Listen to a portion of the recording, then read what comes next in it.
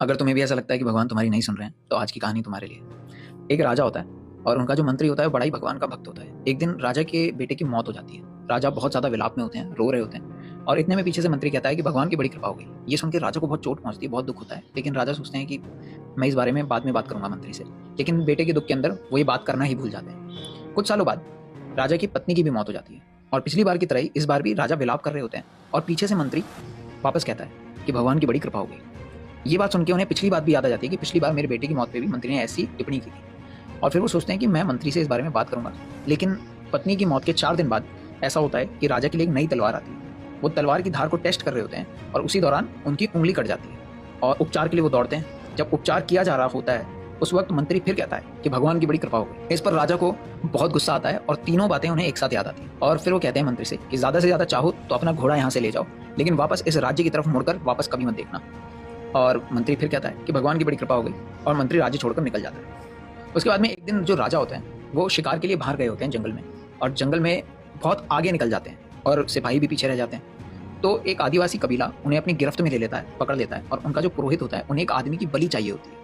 और राजा अब बलि का बकरा बन चुके होते हैं। जो पुरोहित होता है, पुरोहित उनसे पूछता है कि आप कौन हैं जजमान, और कौन, क्या आपका हिस्ट्री वगैरह क्या है। तो बताते हैं कि मैं फलाने राज्य का राजा हूँ। पुरोहित कहता है कि क्योंकि इस आदमी के बेटे की मृत्यु हो गई है तो इसका तो दिल पहले ही जला हुआ है, तो ये हमारे बलि के काबिल नहीं है। लेकिन कबीले के लोग कहते हैं कि हो सकता है मौत के भय से झूठ कह रहा हो। तो उससे और तहकीकात करते हैं और पूछते हैं राजा से। तो राजा ये भी बताता है कि मेरी पत्नी की भी मृत्यु हो चुकी है। तो कहते हैं कि ये तो अधूरा आदमी है, इसकी बलि देना यानी पाप है अपने आप में, तो इसकी बलि, ये बलि के लायक नहीं है। फिर कबीले के लोग कहते हैं कि हो सकता है ये झूठ कह रहा हो मौत के भय से। पुरोहित कहते हैं बात भी सही है। उसके बाद में जब उन्हें बलि के लिए लेके जाया जा रहा होता है तो उनके हाथ की एक उंगली कटी देखकर पुरोहित कहता है इसका तो अंग ही भंग है, तो इसकी बलि देना उचित नहीं रहेगा, इसे बलि के उससे उतार दो, खूंटी से उतार दो और जाने दो इसे। तो राजा को छोड़ दिया जाता है। राजा वापस राज्य में लौट कर आता है और यही चिंतन कर रहा होता है कि अगर आज मेरा बेटा जिंदा होता, या मेरी पत्नी जिंदा होती, या फिर मेरी उंगली ना कटी होती, तो आज तो मुझे बलि चढ़ा दिया जाता। सेना के लोग होते हैं, वो उनसे कहते हैं कि मेरे मंत्री को वापस लेकर आओ। मंत्री को ढूंढा जाता है और मंत्री वापस लौट के आता है। और राजा उनसे कहता है कि मुझे 3 बार का समझ में आया कि तुमने कहा कि भगवान की बड़ी कृपा हो गई, लेकिन जब मैंने तुम्हें राज्य से निकाला तो तुमने ऐसा क्यों कहा कि भगवान की कृपा हो गई। तो मंत्री ने उत्तर देते हुए कहा कि मान लीजिए महाराज, मैं आपके साथ में होता, मेरा घोड़ा आपके घोड़े से कम तेज नहीं है, तो मेरा घोड़ा ठीक आपके घोड़े के पीछे ही होता। और क्योंकि आपकी पत्नी मरी हुई है, बेटा मर गया है और आपका अंग भंग है, उंगली कटी हुई है, तो जो आदिवासी थे वो आपकी बजाय मेरी बलि चढ़ा देते।